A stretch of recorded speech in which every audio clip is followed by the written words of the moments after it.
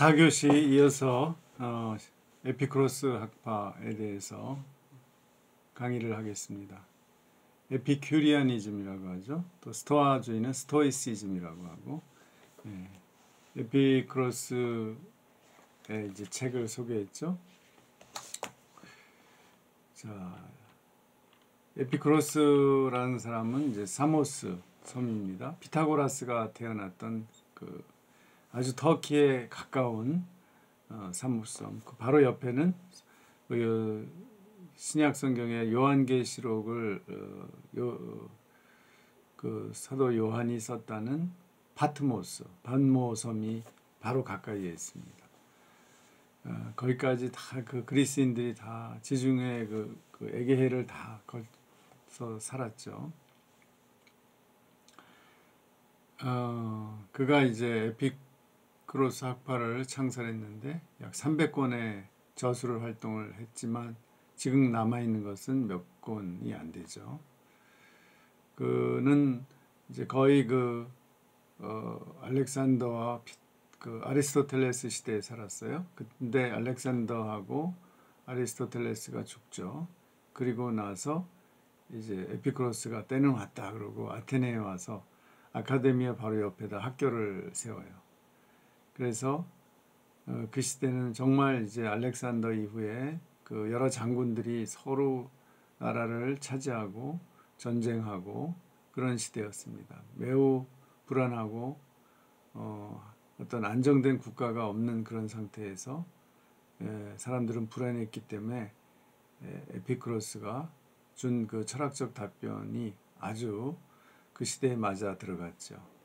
그는 결혼도 하지 않고 아이도 없었고 270년 BC 270년에 죽었는데 사인은 요로 결석이었어요.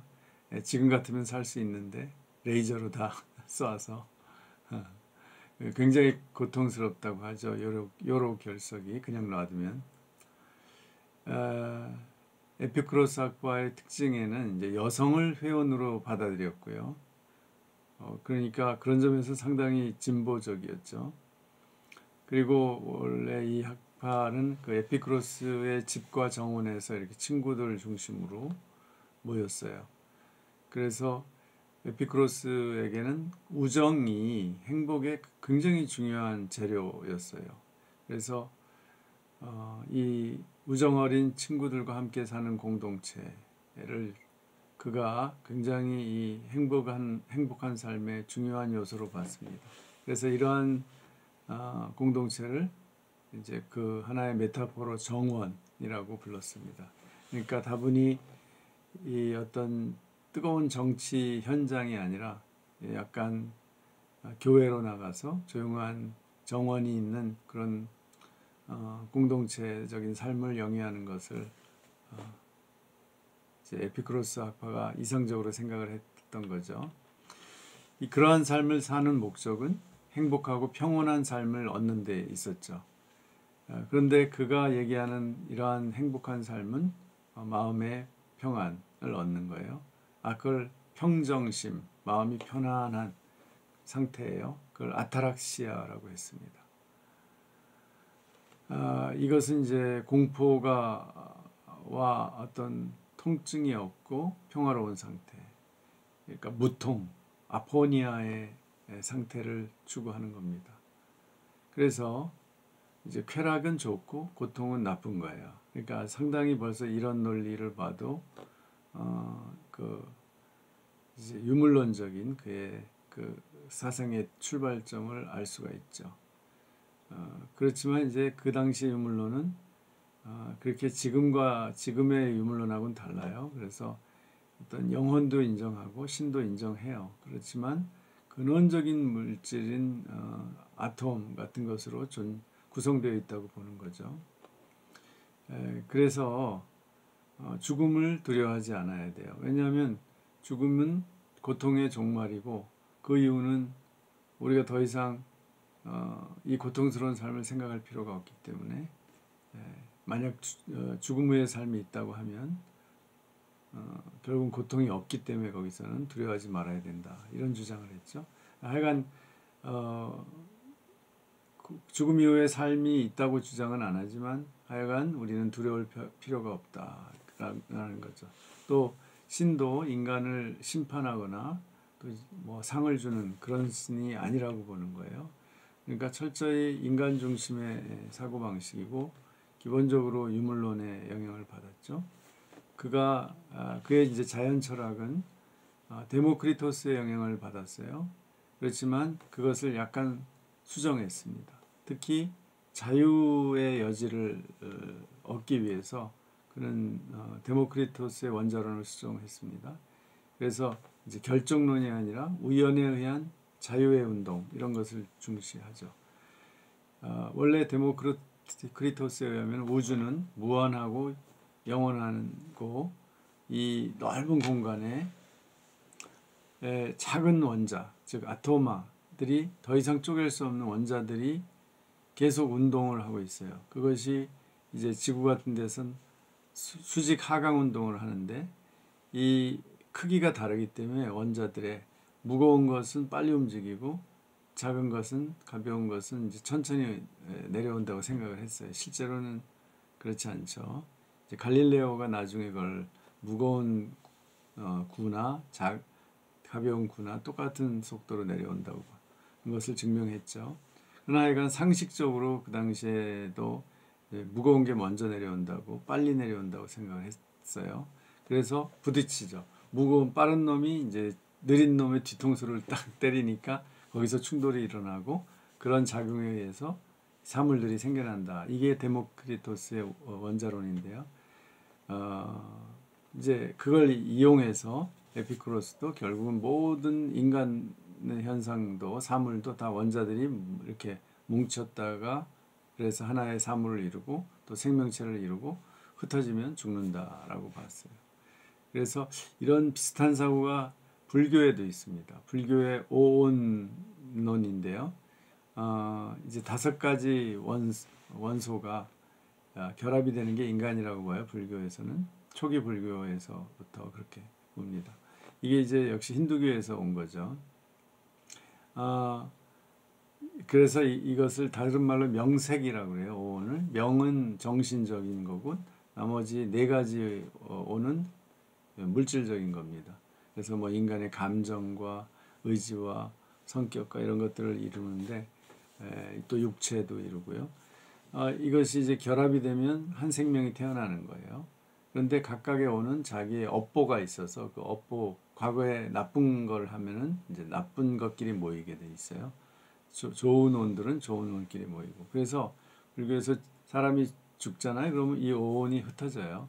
그래서 49일 동안 떠돌면서 이제 자기하고 업보가 맞는 온끼리 모입니다. 그래서 49일 후에 5개 오온이 다시 모이면 하나의 생명체가 새로 탄생하는 거예요. 그래서 불교에서 49제를 지내죠. 이렇게 이걸 이제 불교에서 재생이라고 해요. 같은 사람이 전생에 죽었다가 다시 살아나는 게 아니라 이제 해체된 다음에 다른 요소들이 이렇게 합쳐져서 새로운 생명이 나와요. 그래서 나쁜 것끼리 모이면 이제 모기로 태어날 수도 있고 좋은 온들이 모이면 아주 좋은 집에서 인간으로 태어날 수도 있습니다.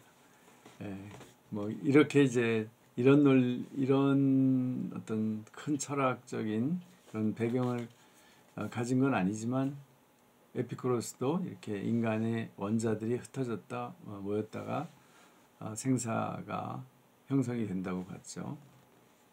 그래서 이제 사후에는 영혼의 존재도 없고요. 결국은 다시 흩어졌다 또 모이니까 그런 점에서는 니체의 영겁회귀 사상하고도 비슷해요. 끊임없이 생명체는 태어났다가 다시 죽고 흩어지고 원소들이 다시 또 모여서 생명이 일어나고 끊임없이 순환하는 거죠. 그래서 그런 점에서 이제 니체의 스승이었던 쇼펜하우어 또 이 에피쿠로스 그다음에 인도 사상 다 이렇게 물질의 순환으로 우주를 구성한다는 그런 생각에서는 상당히 유사점이 있네요. 자, 그래서 그 에피쿠로스는 물질의 운동을 필연과 우연 2가지의 결합으로 봐요. 직선으로 원자들이 하강하다가 갑자기 우연히 일부 원자들이 옆으로 일탈해서 삐져나가는 거예요. 그거는 뭐 법칙에 의한 게 아니고 어쩌다가 일어나는 겁니다. 그래서 이제 그 곧바로 내려오는 원자와 충돌하죠. 그래서 그 충돌에 의해서 물질을 구성한다. 그래서 이 우연한 일탈을 클리나멘이라고 불렀어요. 그러니까 이 클리나멘이 중요한 요소예요. 우연히 빗나가라는 거죠. 이게 자유의지를 인간에게 적용하면 자유의지를 의미하게 되는 겁니다. 이런 원자의 우연한 운동이 인간에게 자유의지, 내가 자유롭게 우연히 꼭 어쩔 수 없이 필연적으로 선택하는 게 아니라 자유롭게 선택할 수도 있는 여지가 열리는 거죠. 그것을 통해서 왜 에피쿠로스가 이런 자유의지를 강조했느냐 하면 그가 행복을 추구하는 방법에서 자유가 필요하기 때문이죠. 그래서 목표는 쾌락이에요. 그게 행복을 추구하는데 중요한 척도입니다. 쾌락이. 그러니까 에피쿠로스는 스토아하고 달리 감각이나 감정을 굉장히 중요하게 생각하고 긍정적으로 생각해요. 그러나 그것을 무한대로 쾌락을 추구하는 것은 그건 좋은 방법이 아니라고 보는 겁니다.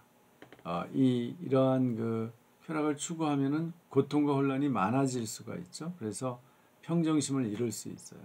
고통과 혼란을 줄여야 돼요. 그래야 마음이 평안한 아타락시아의 상태로 가는 거죠. 그러면은 아타락시아가 쾌감을 줘요. 우리에게 평정한 마음이, 이렇게 편안한 마음이 쾌감을 주는 거죠.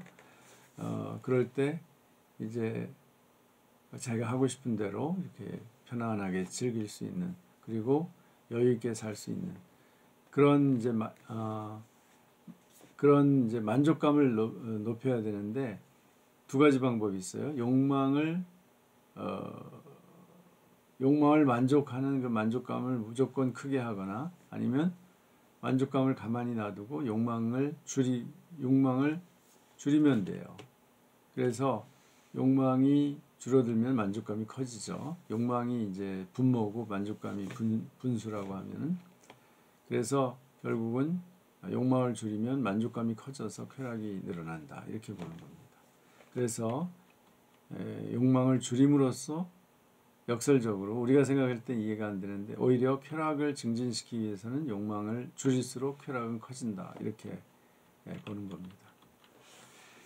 그의 책 쾌락에서 몇 가지 글들을 좀 읽어보겠습니다.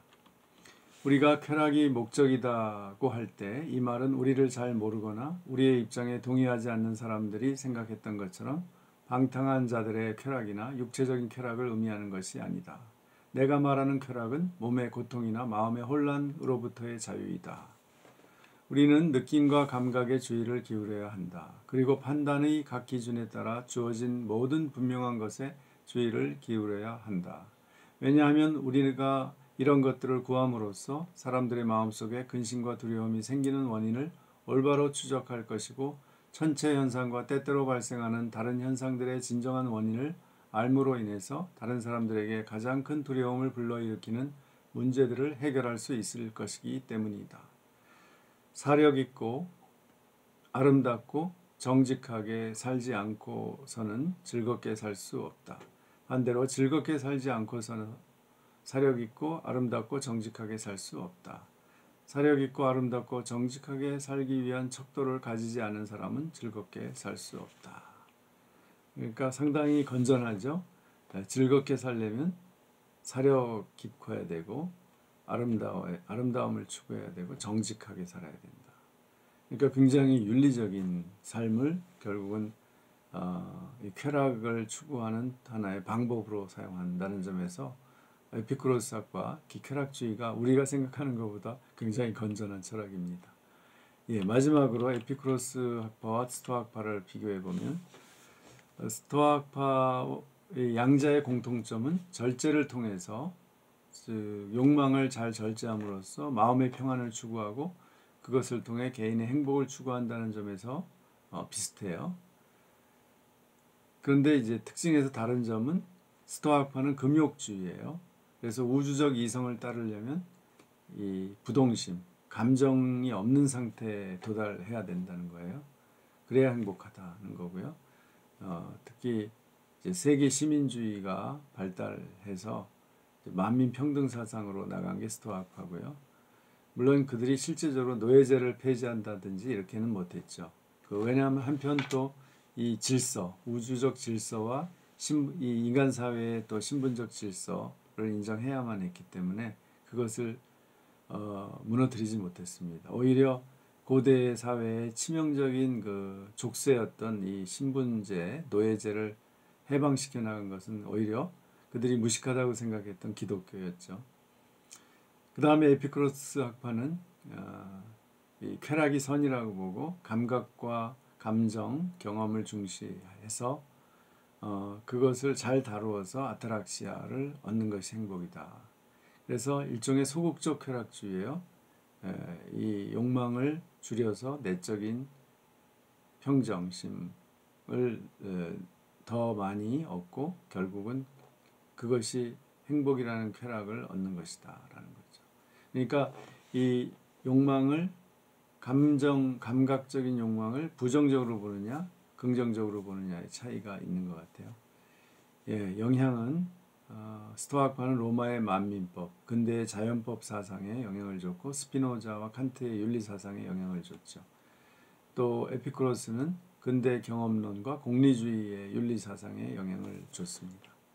예, 여기까지 4주차 강의를 마쳤습니다. 이제 과제만 말씀드릴게요. 스토아와 에피쿠로스 철학 중에서 여러분 개인이 선호하는 철학을 선택하고 그 이유가 무엇인지 한번 A4 0.5매로 서술해 보세요. 그리고 강의에 아는 자료 공유에 있습니다. 자, 그러면 여러분 경청해 주셔서 감사하고 이제 이 사이버 강의가 장기화될 것 같습니다. 여러분 멀리 보시고 학기 말까지 여러분의 생활 관리를 잘 하셔서 놀 때 놀고 또 쉴 때 쉬고 공부할 때 공부해서 균형 있는 삶, 스토아와 에피쿠로스가 추구했던 이 질 높은 행복을 추구해 하시기 바랍니다. 감사합니다.